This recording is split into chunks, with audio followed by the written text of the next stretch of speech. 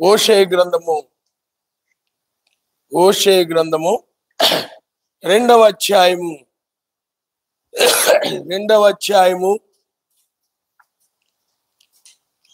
14వ వచనం నుండి ఒకసారి మీరు చదవండి అమ్మా.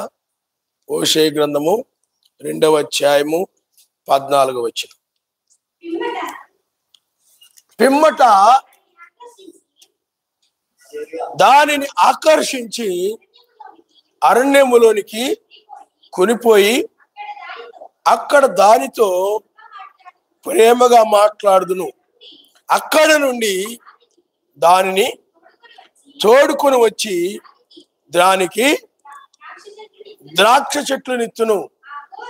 ఆకోరు లోయను నిరీక్షణ ద్వారముగా చేసేదను. బాల్యమున ఐగుప్తు దేశంలో నుండి అది వచ్చినప్పుడు నా మాట వినినట్లు అది ఇచ్చట నుండి నా మాట వినును.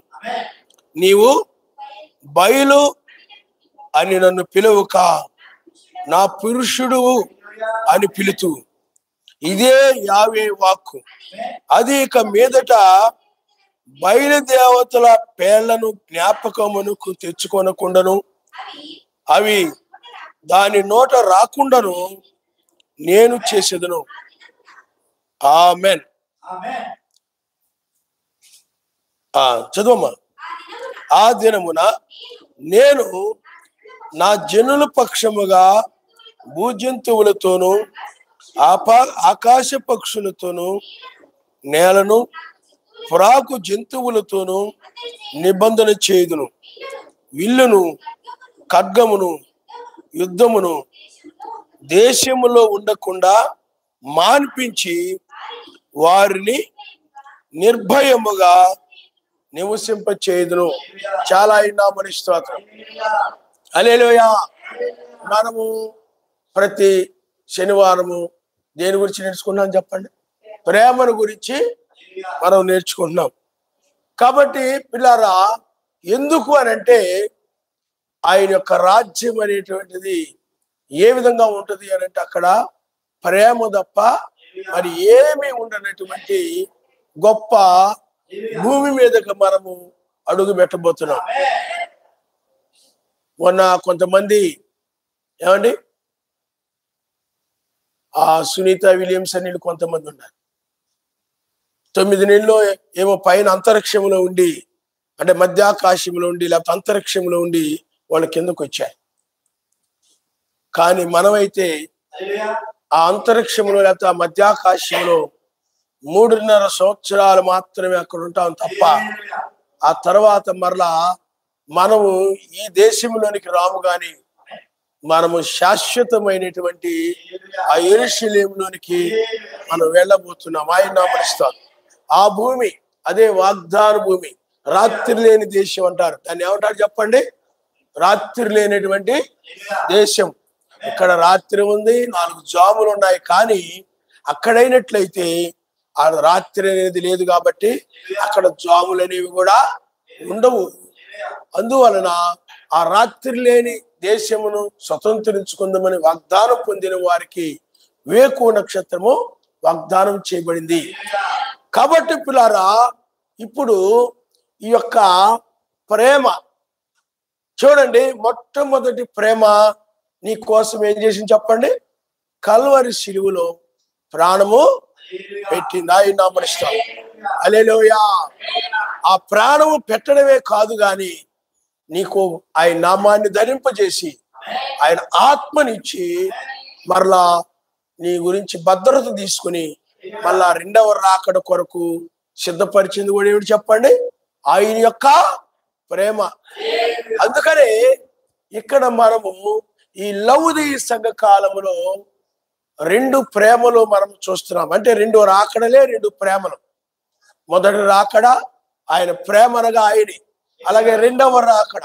అందుకని ఈ లౌదీయ సంఘ కాలములో 2 రకాలైనటువంటి ప్రేమల్ని మనం చూస్తున్నాం అన్నమాట. మొదటి ప్రేమ ఏంటంటే 7వ దూత ద్వారా, అయ్యగారి ద్వారా ఆ ప్రేమ ఆయన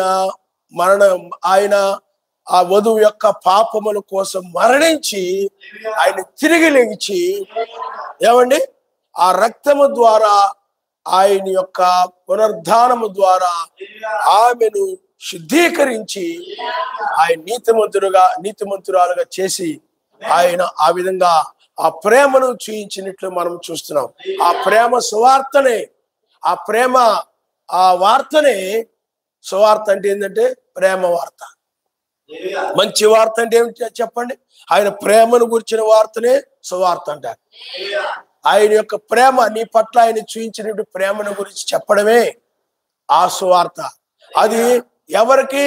ప్రపంచమంతా కూడా విశ్వవ్యాప్తంగా ఉన్న వధువుకి అంతటికి కూడా ఆ ప్రేమను గురించి ప్రకటించుట కొరకై 7వ దూతను పంపించాడు.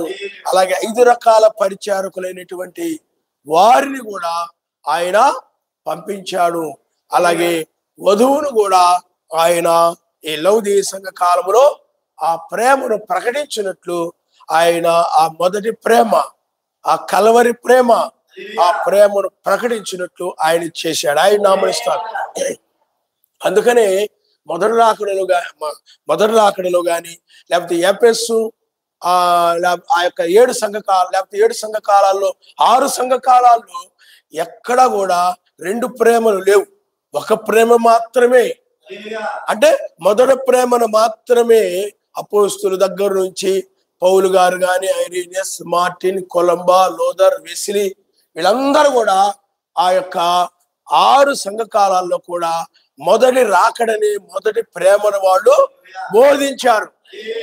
అలాగే లౌదీయ సంఘకాలంకి వచ్చేటప్పటికి మొదటి రాకడ ప్రేమనే కాకుండా 2వ రాకడ ప్రేమ కూడా ఆమె చూసేటువంటి కాలం అన్నమాట.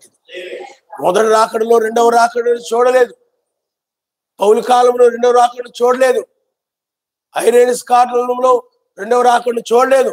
అలాగూ వెస్లీ వరకు కూడా మనం చూసినట్లయితే 2వ రాకడ ప్రేమనే చూడలేదు. కాబట్టి 2వ రాకడలోని ఆ 2వ రాకడలు అనేవి ఈ లౌదీయ సంఘకాలంలోనే తప్ప మరి ఏ సంఘకాలంలోనూ కూడా లేవు. అంటే 2వ రాకడ సంబంధించినటువంటి 2 రాకడలకు సంబంధించిన వర్తమానం బయలు వెళ్ళినటువంటి కాలమే ఈ లౌదీయ సంఘకాలము. అందువల్ల ఇది చివరి సంఘకాలమైనది. కాబట్టి మొదటి రాకడను గురించి బోధించారు.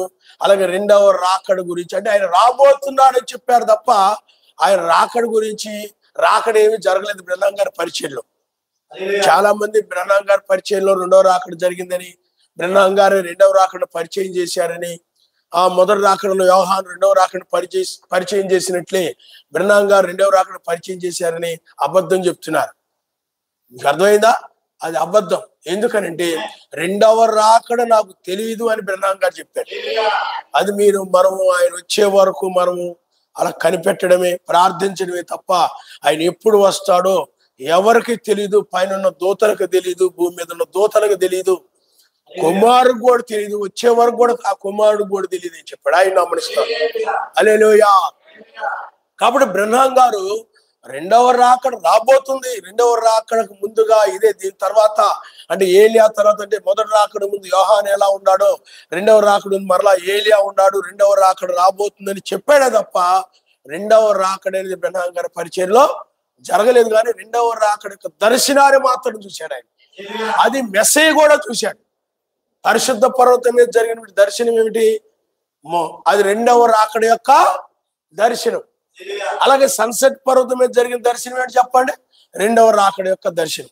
కాబట్టి 2వ రాకడని ఆయన దర్శనాన్ని చూశాడు తప్ప 2వ రాకడ మాత్రం. అందుకనే 1963లో అతీతమైన మేఘం యొక్క దర్శనం తర్వాత అది దర్శనం అని చెప్పాడు బ్రహ్నాం గారు. తర్వాత చాలా మంది ఆ దర్శనాన్ని 2వ రాకడ అని చెప్పి బోధించి తప్పుడు బోధలు చేసి మోసం చేస్తున్నారు అన్నమాట. కాబట్టి అది దర్శనమే తప్ప 2వ రాకడ కాదు. దర్శనానికి 2వ రాకడికి వ్యత్యాసం తెలియని ఈ భ్రష్ట గుంపులు, ఈ దుష్ట గుంపులు ఏమండి అబద్ధాన్ని బోధిస్తున్నాయి. మరి లోకాసు వార్త 17వ అధ్యాయం 17:30 ఏమండి అక్కడ మనిషి కుమారుడు ప్రత్యక్షముగు దినమున అనున్నది. అది 2వ రాకడ అన్నారు చాలా. ఎక్కడా కూడా అది 2వ రాకడ అని బ్రహ్నాం గారు చెప్పలేదు. అది ఏ రాకడని చెప్పాడనంటే అది మొదటి రాకడ వంటిదే అని చెప్పాడు.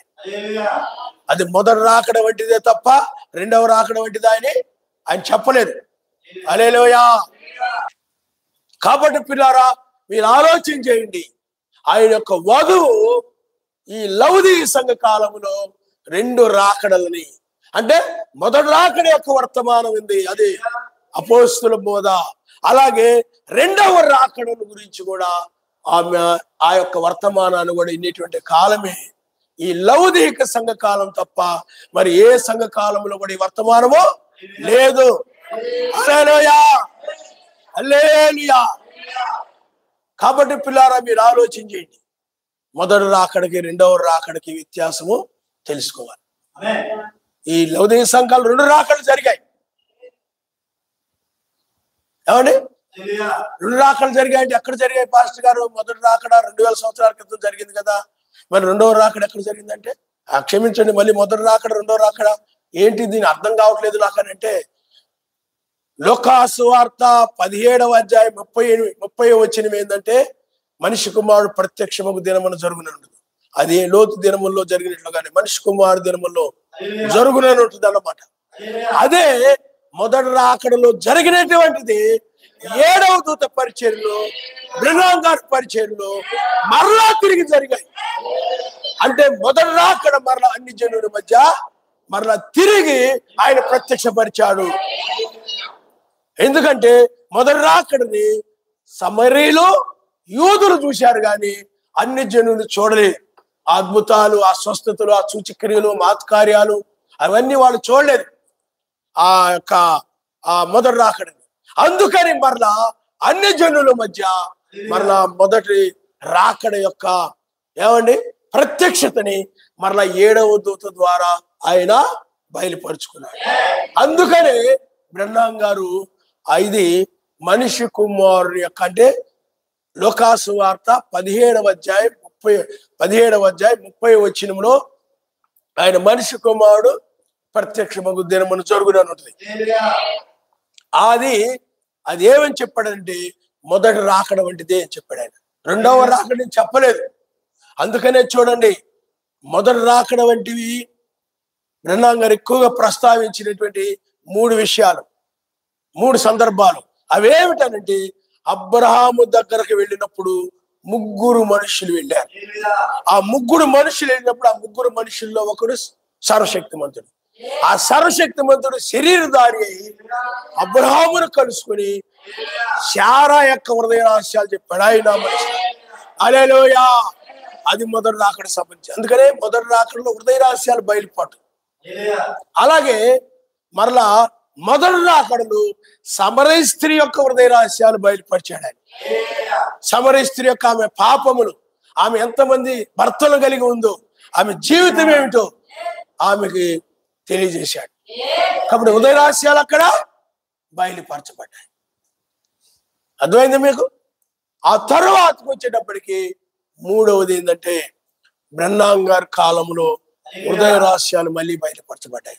ఆ హృదయ రహస్యాలు బయలుపరచబడిన దానిని బట్టి బ్రహ్నాం గారు ఏం చెప్పారంటే, ఇది మనిషి కుమారుడు ప్రత్యక్షమయ్యే దినము అని చెప్పారు. లోకాసు వార్త 17వ అధ్యాయం 30 ఇదేనని ఆయన ఖచ్చితంగా చెప్పడానికి అదే కారణం అనమాట. ఎందుకంటే బ్రహ్నాం గారు ఎవరైనా వచ్చినప్పుడు ఆ దర్శనములో చూసేవాడు లెక్క ఉండి వచ్చారో ఏమిటో, వాళ్ళు కలిగి ఉన్న ఆ గుణాలు ఏమిటో వాళ్ళ యొక్క, ఎందుకంటే ఆయనకి ఆత్మల వివేచన వరం, అది ఆ ఆత్మలు వివేచించే వరం అనమాట. అంటే వాళ్ళు ఏ ఆత్మ పని చేస్తుంది, వాళ్ళలో కయ్యూన ఆత్మ పని చేస్తుందా, ఏబేలు ఆత్మ పని చేస్తుందా, లేకపోతే ఆ యోధ ఆత్మ పని చేస్తుందా, ఇతరులు లేకపోతే అతను ఆహాబ ఆత్మ పని చేస్తుందా, ఈ ఆత్మ ఏ ఆత్మ అని ఆయన గుర్తించేవాడు అనమాట. మీకు అర్థమైందా? అదే విధంగా వాళ్ళ రోగాలు ఏంటి, వాళ్ళ పరిస్థితి ఏమిటి, వాళ్ళ కుటుంబం ఏంటి, అలా వాళ్ళ భర్త ఏం చేస్తుంటాడు, ఆ భర్త ఎలాంటి వాడు ఏమిటి, అన్ని విషయాలు కూడా ఆయన దర్శనం చూసి చెప్పాడు. ఆమె యొక్క భర్తల గురించి, సమరయ స్త్రీ యొక్క భర్తలు, ఆ యొక్క భర్తల గురించి 5, 6 వాడు ఉన్నాడు, వాళ్ళందరి గురించి కూడా మెసేజ్ దర్శనంలో చూసి చెప్పాడు అన్నమాట. కాబట్టి అలాంటిది మరలా బ్రహ్నాం గారి పరిచయంలో జరిగింది. కాబట్టి ఈ లౌదీయ సంఘ కాలంలో మరలా మొదటి రాకడ ప్రత్యక్షపరచబడింది, మర్మములు బయలుపరచబడ్డాయి. కాబట్టి అందుకని ఆ యొక్క సూర్యోదయమున లేకపోతే ఉదయకాలమున ఏమండి, లేకపోతే తూర్పున ఇజ్రాయెల్ దేశంలో జరిగినటువంటి ఆ రాకడే, కుమారుని రాకడే మరలా సాయంకాలమున పశ్చిమమున అమెరికాలో ఏమండి ఆయన బయలుపరుచుకున్నాడని చెప్పి హల్లెలూయా హల్లెలూయా. కాబట్టి అక్కడ ఏం జరిగి చెప్పండి, ఆయన యొక్క మొదటి రాకడను మరలా తిరిగి బ్రహ్నాం గారి పరిచర్యలో జరిగింది. అదే విధంగా బ్రహ్నాం గారి పరిచర్యలో జరిగిందే వధువు పరిచర్య. అంటే వధువు అంటే సంఘం. అలాగే 5 రకాల పరిచర్యల ద్వారా అయ్యగారి ద్వారా కూడా అదే జరిగింది. కుమారుని పరిచర్య, అద్భుతాలు, స్వస్థతలు, సూచక్రియలు, మహత్కార్యాలు మొదటి రాకడలో ఏవి జరిగాయో అవి బ్రహ్నాం గారి పరిచర్యలో జరిగాయి, అయ్యగారి పరిచర్యలో జరిగాయి. ఏమండి ఇంకా కొంతమంది భక్తులు అలాగే వధువు పరిచర్యలో కూడా అవన్నీ జరిగాయి. కాబట్టి అందువలనే మనిషి కుమారుని దినములు, ఈ లౌదీ సంఘకాలమని దినాలని మనిషి కుమారుని దినములు అంటారు. ఎందుకంటే మనిషి కుమారుడుగా బయలుపరుచుకున్నాడు కాబట్టి, అద్భుతాల ద్వారా, స్వస్థతల ద్వారా, చనిపోయిన వారు లేపుడు ద్వారా. అందువలనే మనిషి కుమారుని దినాలు. మీకు అర్థమైందా? అంటే నో దినములు ఎలాగున్నాయో మనిషి కుమారు దినముల్లో కూడా అలాగే. అందువలన ఆ దినాలు ఎలా ఉన్నారు? మనుషులు తినుచు, త్రాగుచు, అమ్ముచు, కొనుచు, కట్టుచు, నాటుచు, కోయిచు, పెళ్లిళ్ళు చేసుకుంటూ ఈ విధంగా ఉన్నారు. అవి చేసుకోవని కాదు, మరి అవసరానికి డబ్బులు పని చేసుకొని డబ్బులు సంపాదించుకోవద్దని కాదు, అవసరానికి ఏదైనా ఉద్యోగం చేసుకోవద్దని కాదు, అవసరానికి ఏమైనా వస్తువులు కొనుక్కోవద్దని కాదు. కానీ వాళ్ళ మనసు ఈ లౌదీ ఆ యొక్క కాలంలో ఎప్పుడు అదే చేస్తారు అన్నమాట. వాళ్ళు ఇంకా అదే మనసు, ఇంకా ఎల్లప్పుడు ఎప్పుడు చూసినా కానీ అదే ఆలోచన. ఏమి తిందునా, ఏమి త్రాగుదునా, ఏమి ధరించుకుందునా, ఏమి కొనుక్కుందామా, ఏ విచారాలు అన్నమాట. అందుకని మనుషుల్లో ఇప్పుడు ఎక్కడ చూసినా కూడా ఆ లోతుకాలంలో జనులు ఎలాగైతే విచారాలతో అదే మనసుతో ఉన్నారో ఇప్పుడు కూడా ప్రపంచమంతా కూడా అదే విధంగా ఉంది. అందువల్ల ఈ దినాలు ఏమంటారంటే మనిషి కుమారుని దినాలు. అంటే మనిషి కుమారుడుగా లోకాసు వార్త 17వ అధ్యాయం 30లో ఆయన ప్రత్యక్షపరుచుకున్నాడు. కాబట్టి ఈ దినాలు ఏమంటారు చెప్పండి? మనిషి కుమారు దినం. అంటే మొదటి రాకడ మరలా సాయంకాలములు, పశ్చిమమున మరలా సాయంకాలములు మొదటి రాకడలు జరిగినటువంటిది. మరలా హృదయ రహస్యాలు బయలుపరచబడ్డం, స్వస్థతలు ఇవన్నీ కూడా జరిగాయి. 3వ ఈడ్పు మొదటి రాకడలో ఉంది. ఏమున్నాయి?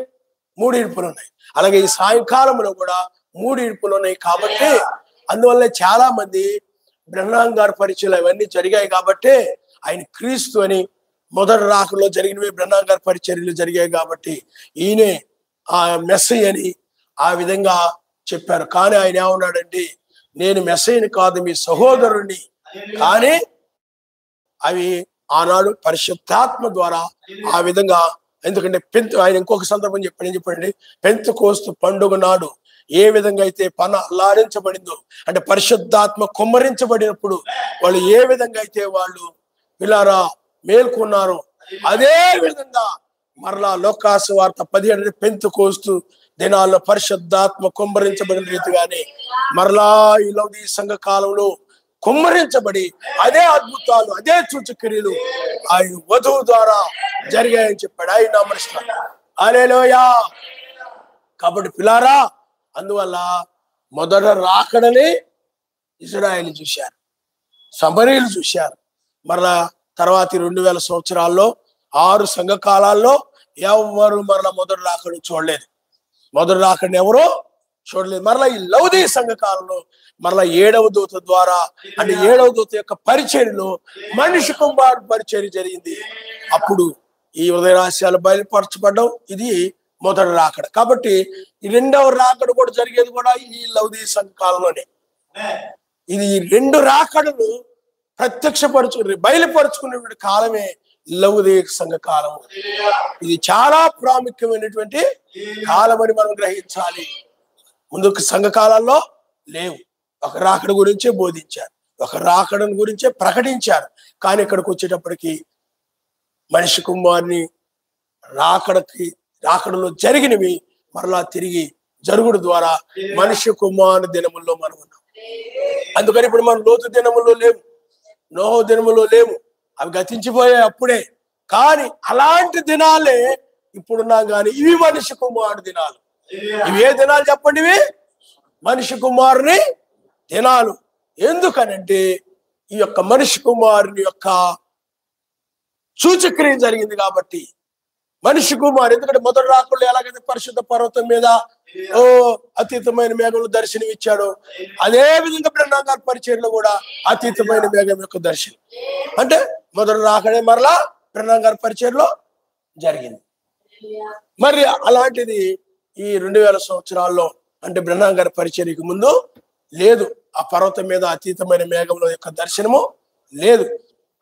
కాబట్టి పిల్లారా, ఇప్పుడు ఆ రెండవ రాకడను గురించి బ్రహ్నాం గారు ఏం చెప్పారంటే, అది నాకు తెలియదు అని చెప్పాడు. ఎందుకంటే మొదటి రాకడ గురించి ఆయనకు తెలుసు, అపోస్తుల బోధ గురించి తెలుసు, ఆ మర్మాలు ఆయనకు తెలుసు. కానీ మిగతా విషయాలేమి ఆయన రెండవ రాకడ గురించి ఆయనకేమి తెలియదు. కాబట్టి ఆయన వదిలిపెట్టాడు దాన్ని. హల్లెలూయా, హల్లెలూయా, హల్లెలూయా. కాబట్టి పిల్లారా, మీరు ఆలోచించండి. మొదటి రాకడ, రెండవ రాకడ ఈ లౌదీ సంఘాల్లో మనం చూస్తున్నాం. అయితే ఇప్పుడు ఈ యొక్క 7వ దూత ద్వారా జరిగినటువంటి ఆ మనిషి కుమారుని యొక్క పరిచర్య, అపోస్తుల బోధ కూడా జరిగింది. బ్రహ్నాం గారి పరిచర్యలో, అయ్యగారి పరిచర్యలో, అలాగే ఏలియా పరిచర్య జరిగింది, మోషే పరిచర్య జరిగింది. ఇలాగ ఇవన్నీ జరిగాయి. అయితే ఇక్కడ మీరు గ్రహించాల్సిన విషయం ఏంటంటే, వీటన్నిటిని బట్టి వధువు ఏం చేసిందంటే ఈ మనిషి కుమారు యొక్క దినాలను గుర్తించింది. ఏ విధంగా గుర్తించింది అనంటే, 7వ దూత వర్తమానం, ఏలియా వర్తమానం ద్వారా ఈ మనిషి కుమారు యొక్క అంటే లోకాసు వార్త 17వ అధ్యాయం 30వ వచనము మరలా తిరిగి జరుగుడు ద్వారా మొదటి రాకడలో జరిగినవే మరలా మొదటి రాకడ వంటివే మరలా ఈ లౌదీ సంఘాలు జరుగుడు ద్వారా ఇవి మనిషి కుమారు దినములని వధువు గుర్తించింది. ఇక మిగతా సంఘాలు ఏవి కూడా గుర్తించలేదు, మిగతా సంఘాలు ఏవి కూడా నమ్మలేదు. కాబట్టి ఈ చివరి సమయంలో ఆయన వధువు మొదటి రాకడ ఏమండి కార్యాలను ఎరిగి ఉంది. మరలా రెండవ రాకడను కూడా ఆమె ఈ చివరి కాలంలో. అందుకని రెండవసారి ఆయన ఎలా వస్తాడని బైబిల్ చెప్తుంది, వాక్యం చెప్పేదే మనం చూడాలి. ఎందుకంటే 1963 రెండవ రాకడ జరిగిందని, అది పరిశుద్ధ పర్వతం మీద కూడా జరిగింది. దాన్ని బ్రహ్నాం గారు ఇల్లు ఎలా పడితే అలాగ బ్రహ్నాం గారి వర్తమానాలు చదివి, బ్రహ్నాం గారి వర్తమానాన్ని ఎలా పడితే అలాగ అర్థం చేసుకుని, తప్పుగా అర్థం చేసుకుని చాలా తప్పుడు బోధలు ఉన్నాయి బ్రహ్నాం గారి చర్చలు. చాలా మంది ఆ తప్పుడు బోధలు నమ్మి, యూట్యూబ్లో వాళ్ళ బోధలు వీళ్ళ బోధలు నమ్మి, ఎవరికి వాళ్ళు ఆ బోధలు వాళ్ళకి అనుకూలంగా తీసుకొని ఆ తప్పుడు మార్గంలో వెళ్ళిపోతున్నాడు. వాళ్ళ ఆలోచనలు తప్పుడు ఆలోచనలతోటి తప్పుడు మార్గంలో వెళ్ళిపోతున్నారు.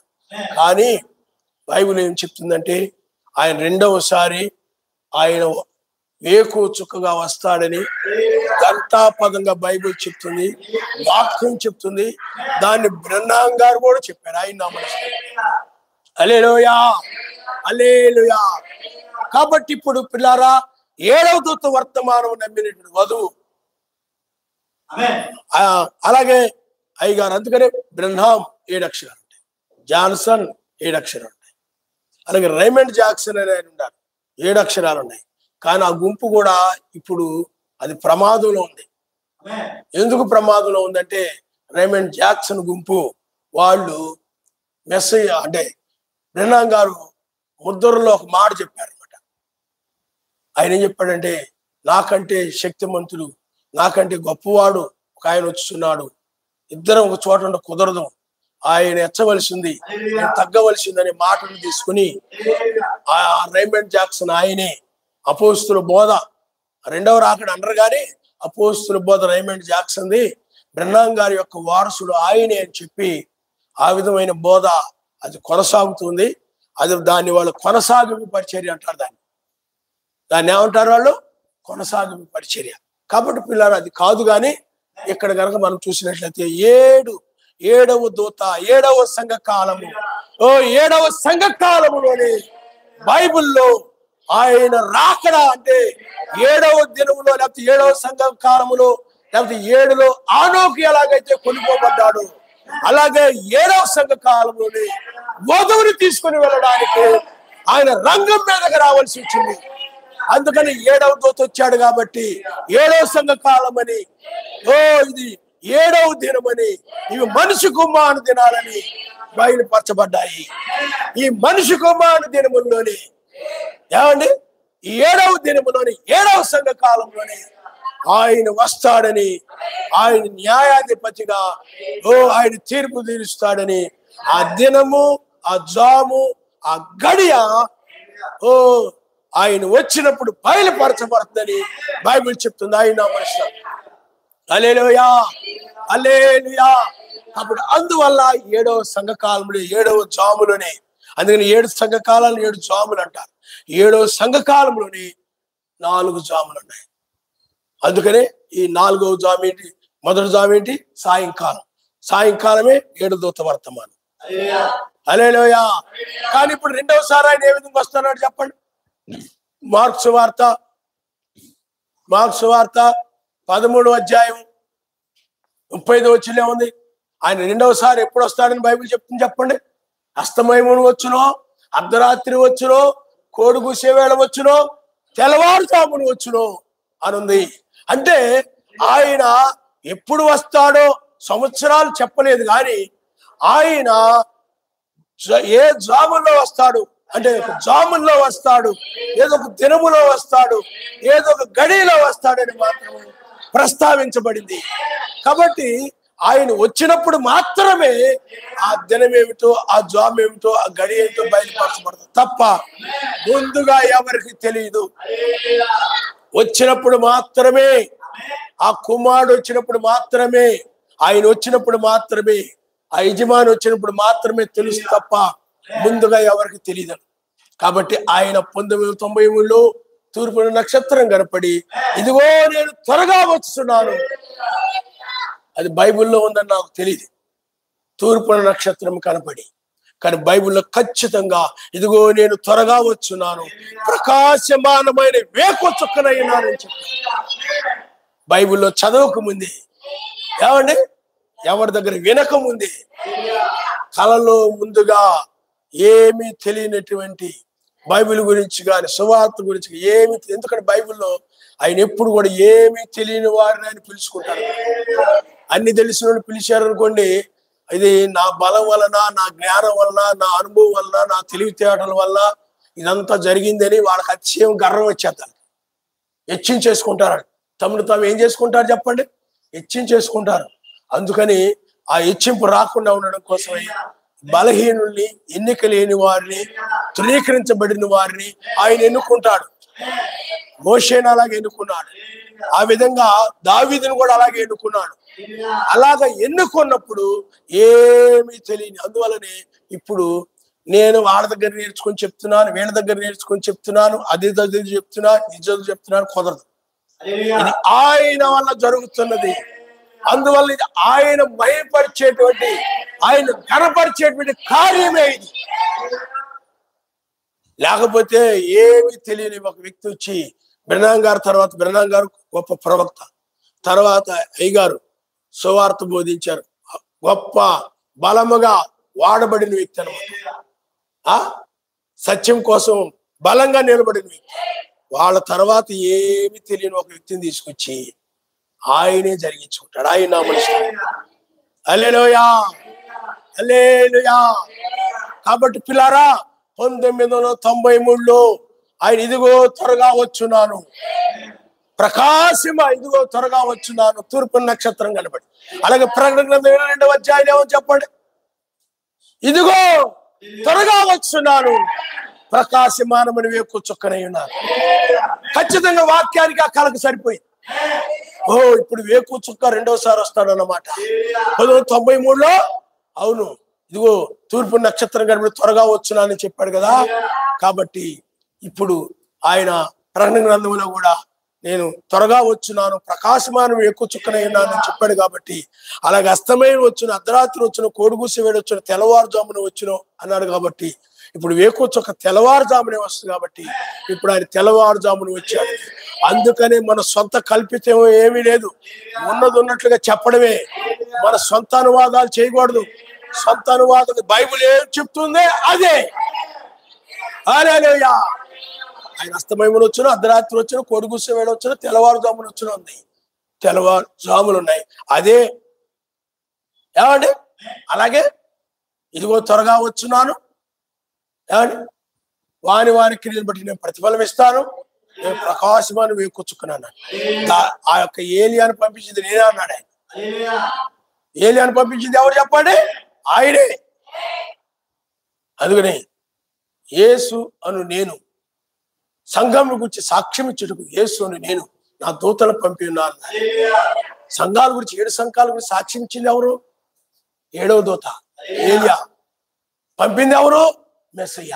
ఆ పంపిన ఆయనే న్యాయాధిపతిగా తీర్పు తీర్చడానికి. బ్రహ్మం గారిని పంపింది ఎవరు? అయ్యగారిని పంపింది ఎవరు? మెస్సయ్యే. దావీదు నక్షత్రమైనటువంటి ఆయనే మరలా ఇప్పుడు రంగం మీదకు వచ్చి ఆయన రాకడని బయలుపరుచుకున్నాడు. హల్లెలూయా. ప్రకాశమానమైన వేకువ నక్షత్రం. ఇప్పుడు ఈ నక్షత్రము లేకపోతే ఈ వర్తమానమే నక్షత్రము, ఈ వాక్యమే దూత, ఈ వాక్యమే నక్షత్రము. ఇప్పుడు ఈ నక్షత్రము వధువును ఆకర్షిస్తూ ఉంది. హల్లెలూయా. మిగతా వాళ్ళకు కాదు. ఆ నక్షత్రము 3 జ్ఞానులు మాత్రమే కనబడింది. ఇప్పుడు ఈ రాకడ, ఈ నక్షత్రము న్యాయాధిపతి, వారి క్రియలు బట్టి జీతం ఇచ్చేది ఎవరు? యజమాని. యజమాని. పొలం ఎవరిది? యజమానిది. సంఘం ఎవరిది? యజమానిది. ఆ యజమాని జీతం ఇవ్వాలి తప్ప అయ్యగారు కానీ బ్రహ్మం గారు కానీ ఇంకోరుగా జీతం ఇచ్చాడు. ఇప్పుడు ఆయన జీతం ఇవ్వడానికి వచ్చాడు. మీకు అర్థమైందా? వారి క్రియలను బట్టి, వారి మాటలను బట్టి బైబిల్ ఏం చెప్తుంది? హృదయం నిండిన దాన్ని బట్టి నోరు మాట్లాడుతుంది. నీ నోటి మాటలను బట్టే నీకు జీతం. నీ తలంపులు బట్టే నీకు జీతం. నీ తలంపులు సహోదరుల పట్ల ఎలా ఉన్నాయి? ఏమండి? మెస్సయ్య పట్ల ఎలా ఉన్నాయి? ఆ తలంపులను బట్టి నీ యొక్క, ఎందుకంటే బైబిల్ చెప్తుంది, నీ ఆలోచన చేత నన్ను నడిపించదు, నీ మహిమలో నన్ను చేర్చదు. సొంత ఆలోచనతో నడిచే వధువు కాదు, అది వేశ్య, వ్యభిచారే. పురుషుడైనా స్త్రీ అయినా సొంత ఆలోచన బట్టి నాకు తెలీదా? బ్రహ్మం గారు అంటారు, ప్రవక్త కంటే నాకు ఎక్కువ తెలుసు అనుకునేవాడు ప్రమాదులు పడిపోతాడు. అనేక దుర్బోధనలు మోసే కాలంలో కానీ ప్రతి సంఘ కాలంలో దుర్బోధనలు పడడానికి అదే కారణం. దుర్బోధనలు పడడానికి కారణం ఏంటి చెప్పండి? బ్రహ్మం గారి కంటే మాకు ఎక్కువ తెలుసు. ఏమండి? అలాగే అయ్యగారి కంటే మాకు ఎక్కువ తెలుసు, అలాగే ఫిలోమోన్ గారి కంటే మాకు ఎక్కువ తెలుసు, పౌలు కంటే మాకు ఎక్కువ తెలుసు, పౌలు కంటే ఎక్కువ తెలుసు ఉండొచ్చు. అది కాదను. కారణం ఎందుకంటే ఈ లౌదీయ సంఘాలలో మర్మాలు, పౌలుకు బయలుపరచబడిన మర్మాలు లౌదీయ సంఘాలు బయలుపరచబడ్డాయి. హల్లెలూయా. కాబట్టి పిల్లారా, అందువలన ఆయన ఎప్పుడు కూడా ప్రవక్తల ద్వారా, ఆయన వర్తమానికి ఆయన దూతల ద్వారా మాట్లాడతాడు. మరి దూతలు చెప్పకుండా నీకు చెప్పడు. ఆయన తన సేవకులైన వారికి బయలుపరచకుండా ఆయన ఏది చేయడం. కాబట్టి అందువల్ల అవి ప్రవక్తల కంటే, వర్తమానం కంటే, దూతల కంటే నాకే ఎక్కువ తెలిసిందని ఈనాడు చాలా మంది సంఘాల్లో, ఏమండి, చాలా మంది, అంటే అయ్యగారి కాలంలో కూడా చాలా మంది, నేను వచ్చిన తర్వాత కూడా చాలా మంది అలాగా తిరుగుబాటు చేసి ఆ విధంగా విశాఖపట్నం సంఘం అని, నర్సీపట్నం వాళ్ళని చాలా మంది ఆ విధంగా మాకు ఎక్కువ తెలుసు అని వెళ్ళిపోయారు, ప్రమాదంలో పడిపోయారు. కానీ పిల్లారా, మనం ఎప్పుడు కూడా చిన్న బిడ్డల వలె ఉన్నప్పుడే, చాలా మంది ఇప్పుడే ఉంటున్నారంటే ఇంకా వధువుకి ఎక్కువ తెలుసు అంటున్నారు, వాళ్ళకి ఎక్కువ తెలుసు అంటున్నారు, వీళ్ళకి ఎక్కువ తెలుసు అంటున్నారు. తప్పిపోయారు చాలా మంది సంఘాలు. కానీ పిల్లారా, చిన్న బిడ్డల వల్ల ఎప్పుడు కూడా నువ్వు నేర్చుకునే వ్యక్తిగానే ఉండాలి. 7వ ముద్ర నేర్చుకునేది ఎవరంటే చిన్న బిడ్డల వంటి వారే.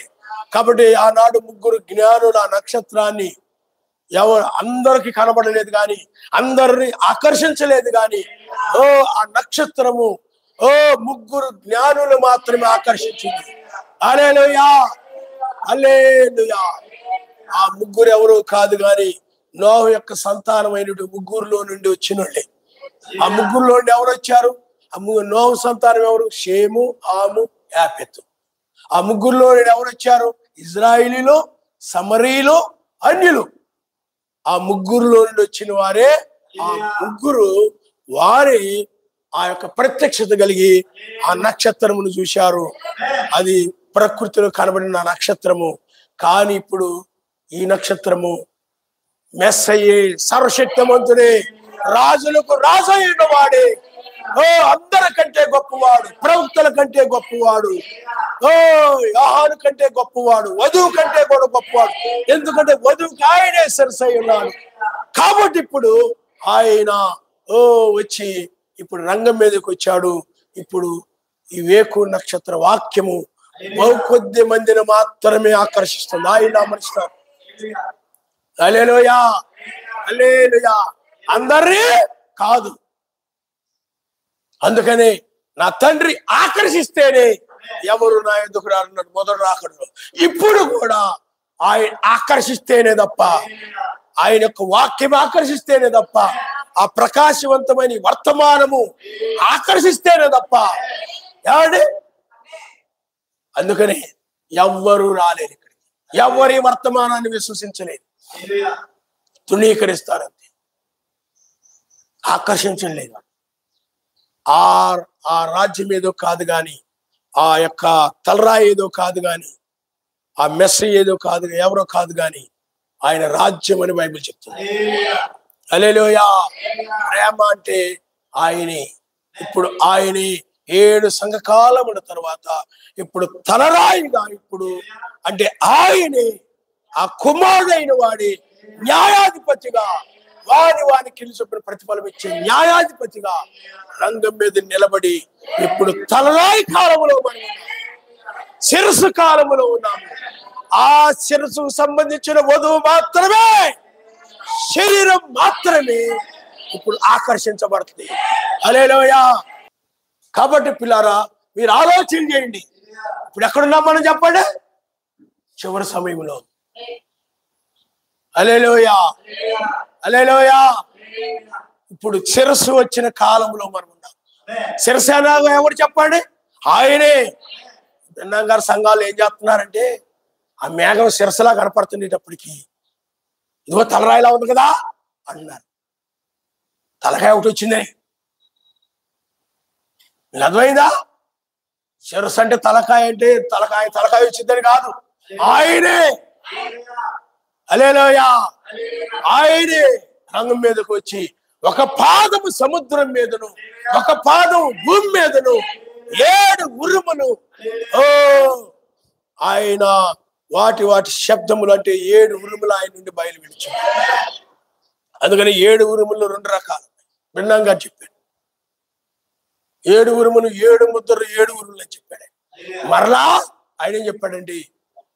7 ఉరుములు మరలా 7వ ముద్రను తెరుస్తే అని కూడా చెప్పాడు. 7వ ముద్ర తెరబడలేదు, ఆ ఉరుముల కోసం వేచి ఉందాం అన్నాడు. చాలా మంది తెలియక ఆ ఉరుముల గురించి. కాబట్టి పిల్లారా, 7 ముద్రలు 7 ఉరుములే, కానీ ఇప్పుడు మరలా 7 ఉరుములు ఆయన రాకడని బయలుపరుస్తున్నాయి. 7వ ముద్ర. అందుకని 7వ ముద్ర ఆయన్ని భూమి మీదకు తీసుకొస్తుందని. హల్లెలూయా. ఇప్పుడు మనం ఆయన రంగం మీద ఉండి ఆయనే తలరాయిగా, ఆయనే ఉండి ముఖాముఖిగా మాట్లాడుతుండే కాదు. కాబట్టి ఇప్పుడు తలరాయి, ఆ శిరస్సు ఎవరిని అంటే అయస్కాంతమైనటువంటి ఆ శిరస్సు వధువు అనేటువంటి శరీరాన్ని మాత్రమే ఆకర్షిస్తుంది.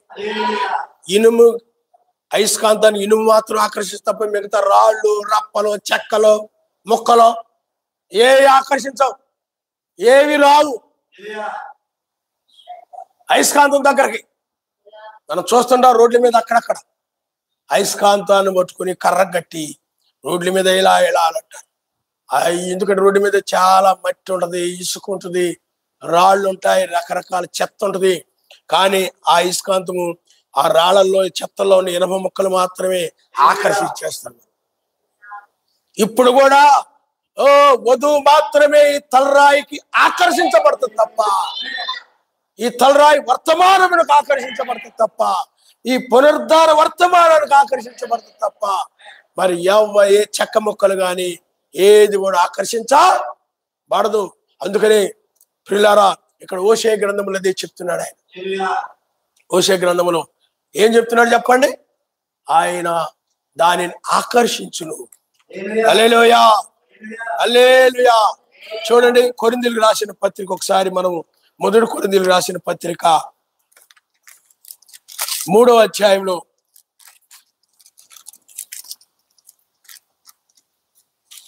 చూడము ఒకసారి.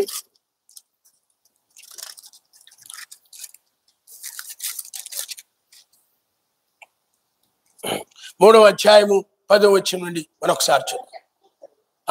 సర్వశక్తిమంతుడు నాకు అనుగ్రహించిన కృప చొప్పున నేను నేర్పరైన శిల్పకారుని వలె పునాది వేసి తిని మరి ఒకడు దాని మీద కట్టుచున్నాడు.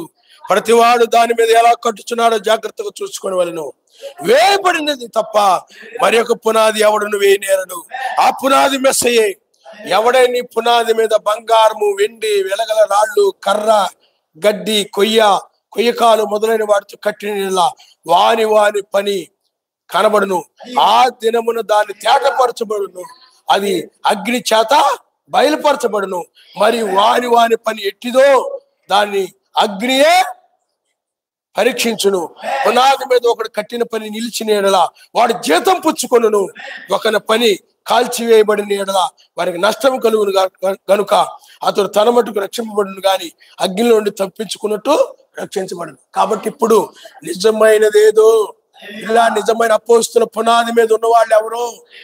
నిజమైనటువంటి అపోస్తుల పునాది మీద, లేకపోతే మెస్సయి పునాది మీద, ఆ అపోస్తుల పునాది మీద, మెస్సయి పునాది మీద, ఆ పునాది మెస్సయే.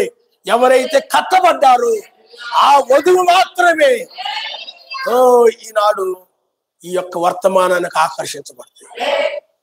లోకం నుండి బయటికి రండి, ఈ లోకం నాశనం కాబోతుంది అని ఆయన వధువు మాత్రమే ఆయన స్వరాన్ని గుర్తించి, తలరాయిని గుర్తించి, అనగా ఆయన్ని గుర్తించి ఆ వధువు మాత్రమే బయటకు వస్తే తప్ప మిగతా వాళ్ళు చెక్కలు, గడ్డి, మిగిలిన రాళ్ళు, ఏదో బంగారం, ఏదేదో అయి ఉండొచ్చు, గొప్పగా కనపడవచ్చు, కానీ అవేమీ రా. ఎందుకంటే అవి అపోస్తుల పునాది మీద, లేకపోతే మెస్సీ అనే పునాది మీద లేవు. అవి లోక పునాదుల మీద ఉన్నాయి, సాతాను పునాదుల మీద ఉన్నాయి. ఆ పునాది అంటే ఒక ప్రత్యక్షత, మెస్సీ ఇచ్చిన ప్రత్యక్షత లేనటువంటి అనమాట. అనగా ప్రత్యక్షత కలిగిన వధువు మాత్రమే వర్తమానాన్ని గుర్తిస్తుంది. ఎందుకంటే ఆమెకు మాత్రమే ఆయన బయలుపరుచుకుంటారు. మిగతా వాళ్ళకి బయలుపరుచుకున్న మిగతా వాళ్ళతో మాట్లాడిన వాళ్ళకి అర్థం కాదు, వాళ్ళు నమ్మరు. ఆయన వధువు మాత్రమే నమ్మి ఆయన ఏమి చెప్పాడో దాన్ని ఖచ్చితంగా అలా పాటిస్తారు. ఏమి తేడా, ఆయన ఏం చెప్పాడో దాని ప్రకారమే తప్ప మరి ఏ విధంగా కూడా వేరుగా ఆమె నడవదు. కాబట్టి పిల్లారా, ఇప్పుడు ఆయన ఆకర్షిస్తున్నాడు ఎవరిని? శరీరాన్ని మాత్రమే. ఈ తెల్లవారుజామున ఆకర్షిస్తున్నాడు, పైకి రమ్ము, బయటికి రమ్ము. తెల్లవారుజాము తర్వాత ఏం జరగబోతుంది చెప్పండి? ప్రళయం రాబోతుంది. సొదొమ గొమొర్రా కాలిపోయినట్లు గాని లోకము కాలిపోబోతుంది. కాబట్టి లోకమును ప్రేమించినటువంటి వారు ఏమవుతారు? కాల్చివేయబడతారు. ఈ మాటలు ఆమెను ఆకర్షిస్తాయి. కాబట్టి ఆమె మాత్రమే ఆకర్షించబడతారు. ఆమె మాత్రమే ఈ వర్తమానాన్ని విశ్వసిస్తుంది. ఆమె మాత్రమే ఈ వర్తమానాన్ని బట్టి శరీరం మార్చబడి, లేకపోతే పునరుద్ధార విశ్వాసాన్ని బట్టి, ఈ యొక్క వర్తమానం బట్టి ఆమె శరీరం మారడానికి కావాల్సిన విశ్వాసం. హల్లెలూయా, హల్లెలూయా. కాబట్టి పిల్లారా, ఇప్పుడు ఎక్కడున్నా ఆయన ఆకర్షిస్తూ ఉన్నాడు, ఆయన వచ్చి. పిల్లారా, అందుకని ఇక్కడ హోషేయ గ్రంథము 2వ అధ్యాయము, హోషేయ గ్రంథము 2వ అధ్యాయం ఇందాక చదివిన దగ్గర మనం ఒకసారి చూద్దాం. 14వ వచనము. దానిని ఆకర్షించి అరణ్యములోని కొనిపోయి అక్కడ దానితో ప్రేమగా మాట్లాడుదును. అక్కడి నుండి దాన్ని తోడుకొని వచ్చి దానికి ద్రాక్ష చెట్లను ఇస్తాను. ఆ కోరలోయలు లోయను నిరీక్షణ ద్వారంగా చేసేదను. బాల్యమున ఐగుప్తు దేశం నుండి అది వచ్చినప్పుడు నా మాట వినినట్లు అది ఇచ్చటి నుండి నా మాట వినును. నీవు బయలు అని నన్ను పిలవక నా పురుషుడవు లేకపోతే నా భర్తవు అని పిలుతువు. ఇదే యావే వాక్కు. అది ఇక మీదట బయలుదేవుల పేలను జ్ఞాపకం చేసుకోనుకుండాను దాని నోట రాకుండాను నేను చేసేదను. ఇప్పుడు అందుకని ఆయన ఆకర్షించి ఇప్పుడు ఏం చేస్తున్నాడంటే ఆయన వధువుతో అరణ్యములు అనగా ఏకాంతముగా వధువుతో మాట్లాడుతున్నాడు. ప్రేమగా మాట్లాడుతున్నాడు. ప్రేమగా అంటే ప్రేమ కంటే చాలా మంది హృదయంలో ద్వేషం పెట్టుకుని, దురాలోచనలు పెట్టుకుని, పగ పెట్టుకుని, కోపం పెట్టుకుని, ఏదో వీళ్ళు ఎలాంటి వాళ్ళు అలాంటి వాళ్ళు ఏదో మనసులో పెట్టుకుని మాట్లాడరు, పలకరు. ఏమండి మూగుముద్దులా ఉంటారు, ఏమి చెప్పరు, వచ్చిన వాళ్ళు పలకరించరు, మాట్లాడరు. షోకేసులో బొమ్మల్లా ఉంటారు, రోబోల్లా ఉంటారు. రోబోలు కూడా ఆన్ చేస్తేనే మాట్లాడుతుంటాయి, లేకపోతే నోరు మూసుకొని ఉంటాయి. ఆన్ చేస్తేనే మాట్లాడుతుంటాయి కానీ ఏమి ఉండవు. కానీ పిల్లారా ఆయన వధువు ఏకాంతంగా పిలిచి ఆయన ఇప్పుడు ప్రేమగా ఆమెతో మాట్లాడుతున్నాడు. ప్రేమగా. ఈ ప్రేమ ఎవరికి? అందుకని యోహాను సువార్తలో ఉంటుంది, నా తండ్రి ఆకర్షిస్తేనే గాని ఎవరు నా ఎదుకు రారు, వారిని అంత్యదినమే లేపుతారన్నా. ఇది అంత్యదినమా? నా మనిషి ఇది పునరుద్ధాన దినం. మరి పెంతెకోస్తు పండుగ నాడు లోక 17:30 అది ఉంది. అది పెంతెకోస్తు దినానికి సంబంధించింది. అంటే అది ఆ కాలంలో చీకటి శాఖాతత్వం నుండి పునరుద్ధానం. అయితే ఇప్పుడు దాని గురించి నేను చెప్పట్లేదు. కానీ ఇప్పుడు పిల్లారా మనం ఎక్కడున్నామంటే ఆయన ఆకర్షించాడు. ఇప్పుడు అంచె దినం అంటే చివరి దినము, మనం లేపబడే దినం. హల్లెలూయా. పెంతెకోస్తు లాంటి దినములు మనం లేవు. ఏమండి బెర్నాం గారు చెప్పినటువంటి అంచె దినం లేవు. కానీ ఇప్పుడు ఎక్కడున్నామంటే పిల్లారా దానికంటే పిల్లారా ఇప్పుడు మెస్సీ ఉన్నాడు అనుకోండి, ఆయన తూర్పున నక్షత్రం ఉదయించినప్పుడు లేచాడు ఆయన. కానీ మనము దానికంటే శ్రేష్టమైన సమయం, ఎందుకంటే ఆయనే నక్షత్రముగా వచ్చి మనల్ని మేల్కొల్పుతున్నటువంటి కాలంలో మనం. హల్లెలూయా. అందుకని అక్కడ కూడా ఒక నక్షత్రం వచ్చింది, ఆయన మేల్కొల్పింది. మొదటి రాకడను ఆయన తిరిగి లేచాడు. హల్లెలూయా. అందుకని ఇప్పుడు మనము అంచె దినములు చివరి దినములు మనం ఉన్నాం. ఇప్పుడు ఆయన ప్రేమగా మాట్లాడుతున్నాడు, అంటే ప్రేమ చూయిస్తున్నాడు. హల్లెలూయా. హల్లెలూయా. ఒకసారి మీరు పిల్లారా పరమగీతములు చూడము. ఒకసారి పరమగీతములు 1వ అధ్యాయము 4వ వచనములు, నన్ను ఆకర్షించము, మేము నీ యొద్దకు పరిగెత్తుకుని వచ్చినాము. రాజు తన అంతఃపురములోకి నన్ను చేర్చుకును. నిన్ను బట్టి మేము సంతోషించి ఉత్సహించదము. ద్రాక్షారసము కన్నా నీ ప్రేమను ఎక్కువగా స్మరించదము. యథార్థమైన మనస్సుతో వారు నన్ను. ఇప్పుడు ఎప్పుడైతే ఆయన ప్రేమగా తీసుకొచ్చి అంతఃపురములోనికి, లేకపోతే యొక్క అక్కడ అడవులు అని రాయబడింది, కానీ అంతఃపురములోని తీసుకొచ్చి ఇప్పుడు ఆయన ఏం చేస్తున్నాడంటే ప్రేమగా నీతో మాట్లాడుతూ ఉండగానే నువ్వు కూడా ఏం చేసావు? ఆ నక్షత్రాన్ని చూసి పరిగెత్తుకుంటూ వచ్చావు అనమాట. ఎందుకంటే నిన్ను ఆకర్షించాడు కాబట్టి పరిగెత్తుకొని వచ్చి ఇప్పుడు ఆ ప్రేమ కలిగిన మాటలను బట్టి సంతోషపడుతూ, పిల్లారా ద్రాక్షారసము కన్నా ఈ ప్రేమ కలిగిన మాటల్ని ఎక్కువగా నువ్వు స్మరిస్తున్నావు. ఆయన మనిషి. అందుకని వాక్యమే ఆయన ప్రేమ కలిగిన మాటలు, ఈ వర్తమానమే ప్రేమ కలిగిన మాటలు. ఈ ప్రేమ కలిగిన మాటలు నిన్ను ప్రేమిస్తూ ఉన్నాడు కనుక ప్రేమ కలిగి ఆయన ఏం చెప్తున్నాడు? నీతో ప్రేమగా మాట్లాడుతూ ఆయన ఏమని చెప్తున్నాడంటే, ప్రపంచంలో ఉన్న అందరికంటే కూడా నిన్ను ఎక్కువగా ప్రేమిస్తున్నాను, అందుకే నిన్ను రక్షించడానికి వచ్చాను. ఇప్పుడు మనం మధ్యాకాశాన్ని పెళ్లి విందు పెడదాం. భూమి మీద శ్రమలు రాబోతున్నాయి. 3 సంవత్సరాలు అక్కడ ఉండబోతున్నాం. ఆ గొప్ప పెళ్లి విందులో ఉండబోతున్నాం. తర్వాత 1000 ఏళ్ల పాలన హనీమూన్కి వెళ్తాం, తర్వాత నిత్యత్వంలోకి వెళ్తాం. అలాంటి మాటలు ఆమెకు సంతోషాన్ని ఇస్తుంటాయి. అందుకని నిజమైన వధువు ఇక్కడ ఆయన సన్నిధిలోకి వచ్చి, కానీ ఈ కాలంలో తెల్లవారుజామున 7 ముఖం వేసుకొని కయ్యూని ముఖం వేసుకొని ఉండదు. ఆమె సంతోషంగా ఆయన ప్రేమను స్మరిస్తూ ఈ ప్రేమ గల మాటలను బట్టి ఆయన ప్రేమ నన్ను ఎంత ప్రేమించాడా, నా మీద ఎంత ప్రేమ చూపించాడా, నా కోసం మరణించాడు, నన్ను తీసుకుని వెళ్ళడానికి వచ్చాడు, ఆయన నేనంటే ఎంత ప్రేమ అని ఆ ప్రేమను బట్టి, ఆయన చూపించిన ప్రేమను బట్టి సంతోషపడతా ఉండదు. అదే ఆయన వధువు అంటే ఇప్పుడు. ఎందుకంటే ఆమెతో ఆయన ఏకాంతంగా మాట్లాడుతున్నాడు, ఆయన ప్రేమను స్మరిస్తూ ఉంటుంది అనమాట. కానీ నువ్వేం చేస్తుంటావు? చాలా మంది ఏం చేస్తుంటారు చెప్పండి? ఈ మందిరంలో అలయ్యని హల్లెలూయా అని కిందకి పోయిన తర్వాత వీళ్ళ మీద ఎదురు పెట్టుకుని వాళ్ళని స్మరిస్తూ వీళ్ళని స్మరిస్తూ వాళ్ళని స్మరిస్తూ ఏమే వాళ్ళు ఇలాంటి వాళ్ళే. బ్రదర్కి అర్థం కావట్లేదు, ఈ బ్రదర్కి అర్థం కావట్లేదు, ఆ పాస్టర్ గారికి అర్థం కావట్లేదు, నాకు అర్థమైపోతుంది.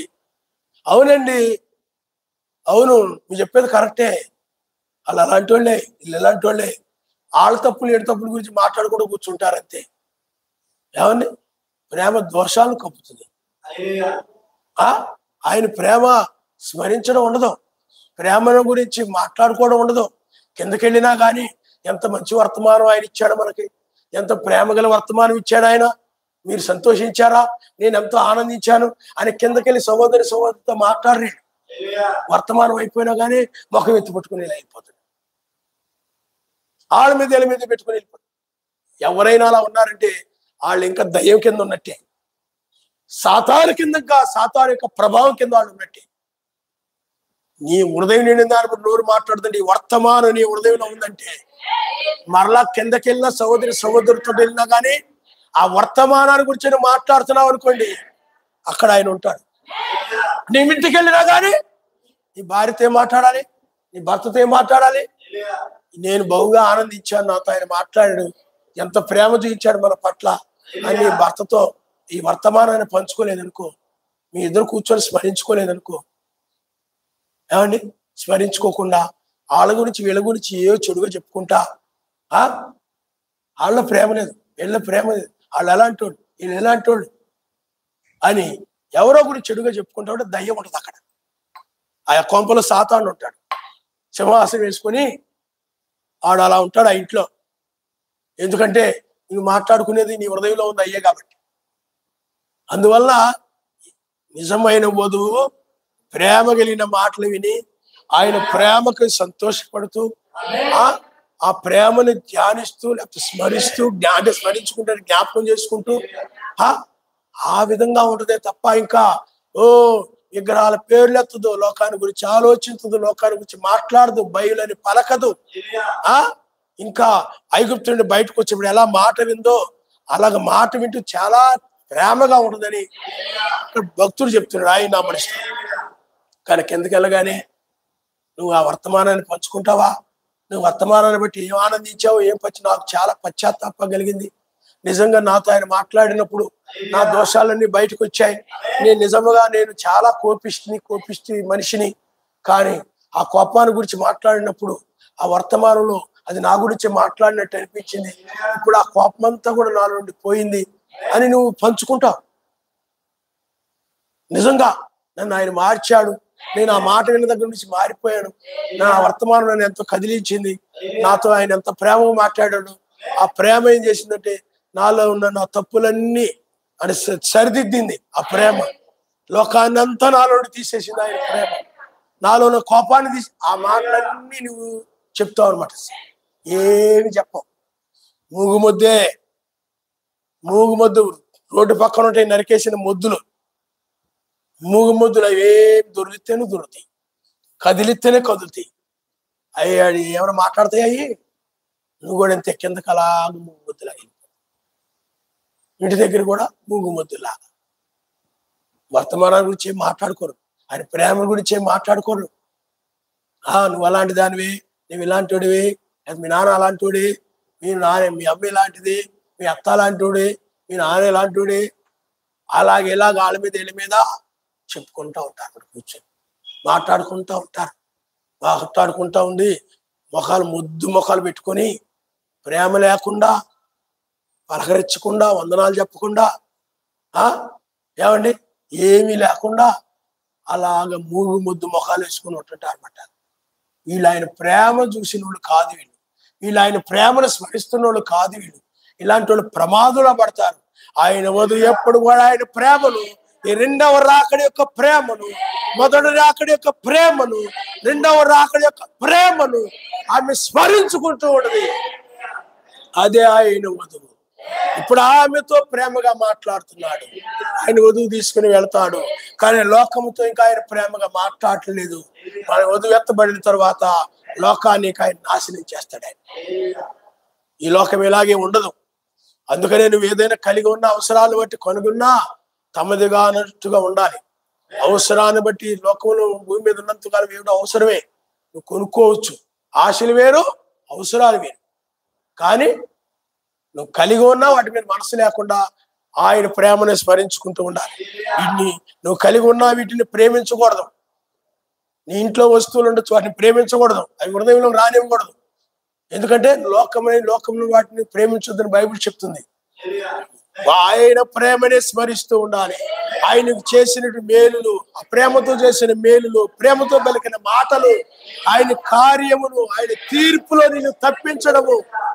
కిందకెళ్ళి నా సహోదరుడా, లేకపోతే ఇక్కడ నా సహోదరి, మనకు ఆయన ఈరోజు మాట్లాడాడు. ఆయన రాకడు చూసే భాగ్యాన్ని ఇచ్చాడు అని ఆ సంతోషాన్ని సహోదరితో పంచుకుంటాం. ఎవరైనా అలా కనపడతారా ఈ రోజుల్లో?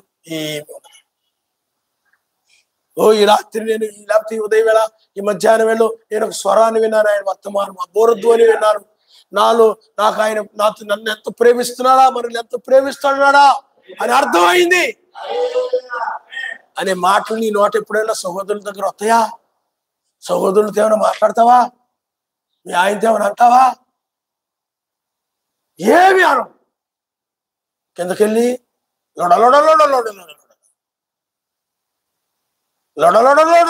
లోక విషయం. ఆయన మాటలు నీ నోట రాలేదు. ఇంటికి వెళ్ళా కూడా వసే గిసే,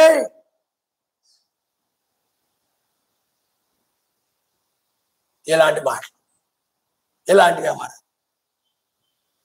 కాబట్టి నువ్వు ఆలోచన చేయి.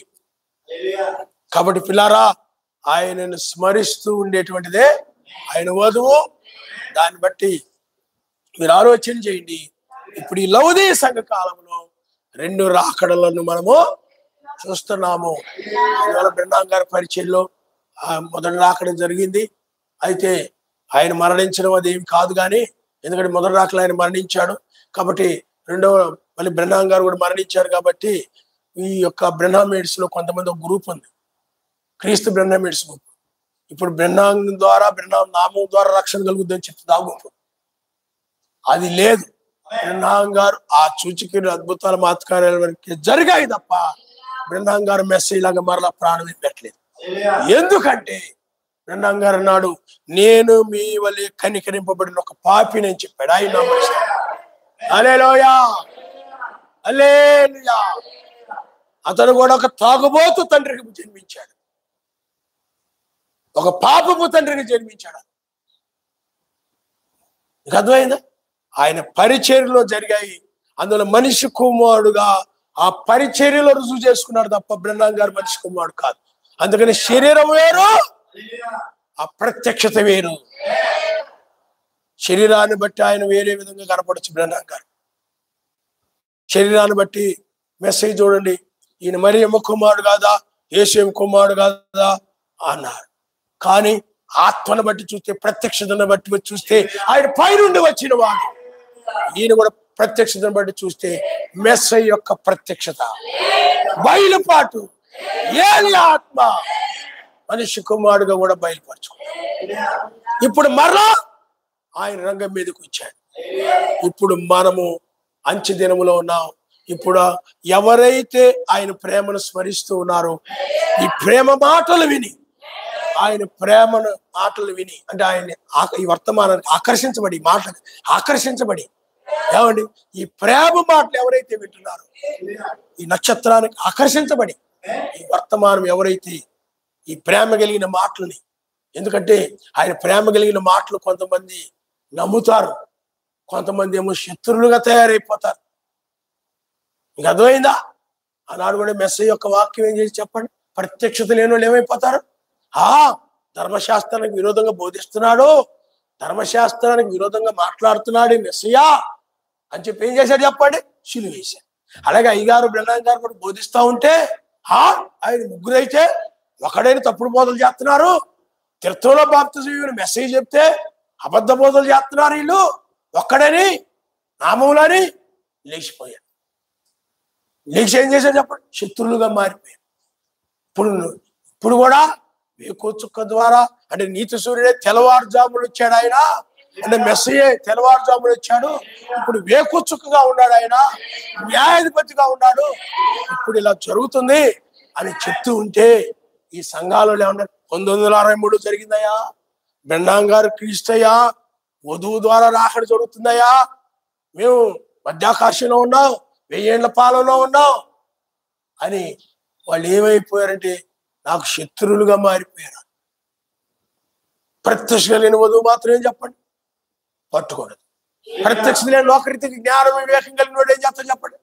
ఆ లోక జ్ఞానాన్ని బట్టి, లోక తెలివితేటలను బట్టి, ఆ లోక జ్ఞానాన్ని రీతికి బైబిల్ అర్థం చేసుకొని నాకు బైబిల్ అర్థమైపోతుంది, నాకు బ్రహ్మం గారి వర్తమానాలు అర్థమైపోతున్నాయి అనుకుంటాడు అనమాట అతడు. నిజమైన వధువు అలా కాదు, అది వర్తమానికుడి దగ్గర నేర్చుకుంటుంది. హల్లెలూయా. నాకు ప్రత్యక్షత ఉంది, ఆమె చిన్న బిడ్డ వంటిది. ఈడు లోకరీతి జ్ఞాన వివేకం కలిగిన వాడై లోక జ్ఞానము ద్వారా బైబిల్ అర్థం చేసుకొని, ఇదిగో జాన్సన్ గారు అక్కడ తప్పు చెప్పారు, బ్రహ్మం గారు ఇక్కడ తప్పు చెప్పారు, ఫిలమోన్ గారు ఇక్కడ అలా చెప్పారు, వాళ్ళని ఇలాగ చెప్పారు అని ఆ తప్పుడు బోధలు. అందుకనే 1963లో రాకడ జరిగింది. తప్పుడు ఆలోచన, తప్పుడు జ్ఞానం అది. బ్రహ్మం గారు క్రీస్తు 1730 లోక 1730 రెండవ రాకడని క్రీస్తు బ్రహ్మమేడు చెప్తున్నారు. మరి బ్రహ్మం గారు చెప్పేది రెండో రాకడని ఎక్కడ చెప్పాలి? 1963లో రెండో రాకడని చెప్పాల. వీళ్ళు అలా తయారైపోయారు. కాబట్టి పిల్లారా, మీరు ఆలోచన చేయండి. కనుక నిజమైన వధువు బహు కొద్ది మంది మాత్రం రక్షించబడతారు. అందుకని లోకరీతిగా జ్ఞాన వివేకము కలిగిన వారిని, లేకపోతే లోకరీతిగా బలము కలిగిన వారిని ఆయన పిలవలేదు. కానీ లోకరీతిగా ఎన్నిక లేని వారిని, బలము లేని వారిని, బలహీనుని, తృణీకరించబడిన వారిని ఆయన పిలిచారు. హల్లెలూయా. ఆనాడు మెస్సీని తృణీకరించాయి. ఆ తృణీకరించిన మెస్సీని మనం నమ్మాం. సంఘర్ష బ్రహ్మం గారు అంటారు, అమెరికా నన్ను తృణీకరించింది అన్నారు, నమ్మాం. అయ్యగారి మత్స్య సంఘాలు తృణీకరించాయి, నమ్మాం. ఈనాడు వేకుచుక్క వర్తమానాన్ని గాని, నన్ను గాని, బ్రహ్మం గారి సంఘాలు, ఈ వధువు సంఘాలు నన్ను తృణీకరించాయి. కానీ వధువు ఆయన వర్తమానాన్ని నమ్ముతుంది. ఆమె కూడా ఈ వర్తమానాన్ని బట్టి లోకంలో ఉన్నటువంటి అన్నిటి చేత కూడా ఆమె తృణీకరించబడుతుంది. ఆయన నామనిస్తాడు. అలాగే నిన్ను కూడా తృణీకరిస్తాడు. మెస్సీని తృణీకరి, అందుకని మెస్సీ ఏం చెప్పండి? నిన్ను తృణీకరించిన వాడు నన్ను తృణీకరించినట్టే అన్నాడు ఆయన. నిన్ను చేర్చుకున్నవాడు నన్ను చేర్చుకున్నట్టే. కాబట్టి పిల్లారా, ఇప్పుడు మీ లౌదీ సంకాలంలో అందుకని 2 వర్షాలు, తొలకరి వర్షము, కడవరి వర్షం. హల్లెలూయా. తల వంచుకోండి, మనం ప్రార్థన చేసుకుందాం. ఇప్పుడు ఆయన ప్రేమగా మాట్లాడుతున్నాడు నీతో. హల్లెలూయా, హల్లెలూయా. ప్రేమగా, విరోధంగా కాదు. లోకానికి ఆయన విరోధిగా మారాడు.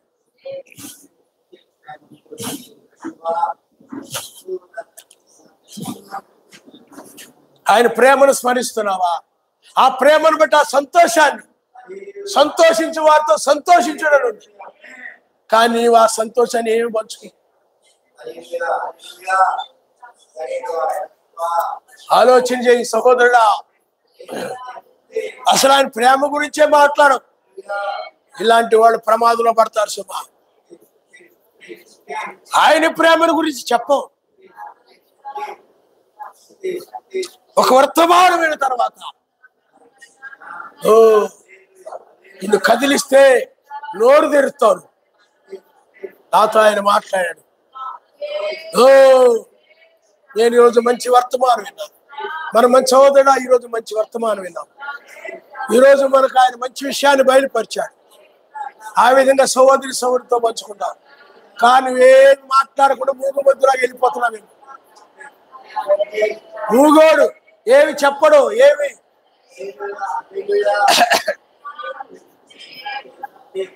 అది అలవాటైపోయింది. అలాగా నీకు మత్స్యాసంగాలాగా అలవాటైపోయింది. ఏదైనా గొడవకో కోపం వస్తే నోరు తెరుతావు తప్ప నువ్వు నోరు తెరవు. హల్లెలూయా, హల్లెలూయా, హల్లెలూయా, హల్లెలూయా. వాళ్ళ మీద వీళ్ళ మీద కోపం వచ్చినప్పుడు మాత్రమే నోరు తెరుతావు, కానీ ఆయన ప్రేమ కలిగిన మాటల కోసం నువ్వు నోరు తెరవు. చాలా భయంకరమైన పరిస్థితి. హల్లెలూయా, హల్లెలూయా, హల్లెలూయా. ఆయన ప్రేమ గురించి మాట్లాడు.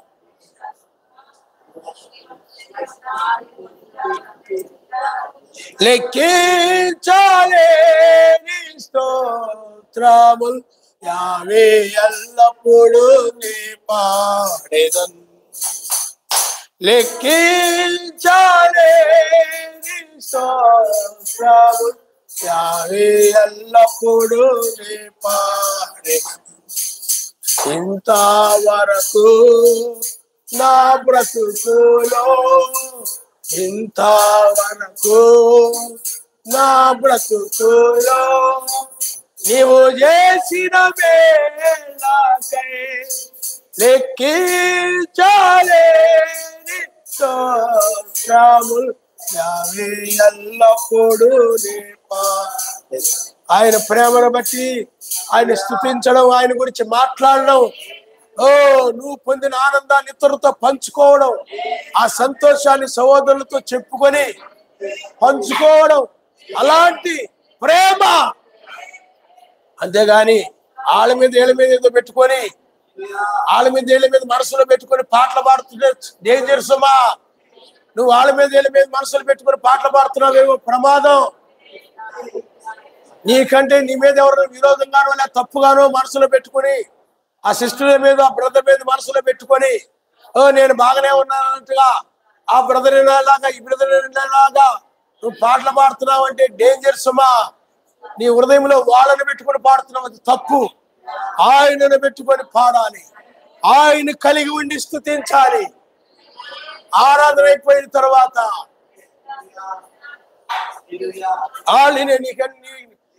ఎవరి మీద అయితే కోపం పెట్టుకున్నావో వాళ్ళు ఇనేలాగా పాడడం, ఎవరి మీద అయితే దురాలోచన పెట్టుకున్నావో వాళ్ళు ఇనేలాగా పాడడం, వాళ్ళ మీద మనసు పెట్టుకుని అలాగా తప్పులు పెట్టుకుని పాటలు పాడద్దు సుమా. ఆయన మీద ప్రేమ కలిగి పాడు, అది మంచిదే. ఆనందాన్ని, ఆ ప్రేమని మనసులో పెట్టుకొని, ఆ మాటలని హృదయంలో ఉంచుకొని ఆయన గురించి మాట్లాడుకుంటూ వెళ్ళాలి. ఆయన గురించి మాట్లాడుకుంటూ కూర్చోవాలి. ఎక్కడ కూర్చున్నా ఆయన గురించి మాట్లాడుకోవాలి. అంతేగాని పిల్లలు కూర్చోబెట్టుకొని సెల్ ఫోన్ చూసుకుంటూ, వీడియో గేములు చూసుకుంటూ పొద్దుపోయిందా కూడా రేపు సెలవే కదా కూర్చోండి అని ఆ ఇద్దరు పిల్లల్ని, అబ్బాయినో అమ్మాయినో లేకపోతే ఇద్దరు ఆడపిల్లల్లో ఇద్దరు అబ్బాయిలో కూర్చోబెట్టుకొని సెల్ ఫోన్లో అన్ని చూయిస్తూ ఆయన గురించి మాట్లాడుకోకుండా, ఆయన గురించి స్తుతించకుండా, ఆయన గురించి కీర్తిస్తూ ఉండకుండా ఎచ్చడిద్దరు ముగ్గురు కూడి ఉందరు, వారి నా నామమును కూడి ఉందరు, వారి మధ్య నేను ఉందరు అన్నారు. అది ఆయన ఆరాధనా స్థలం.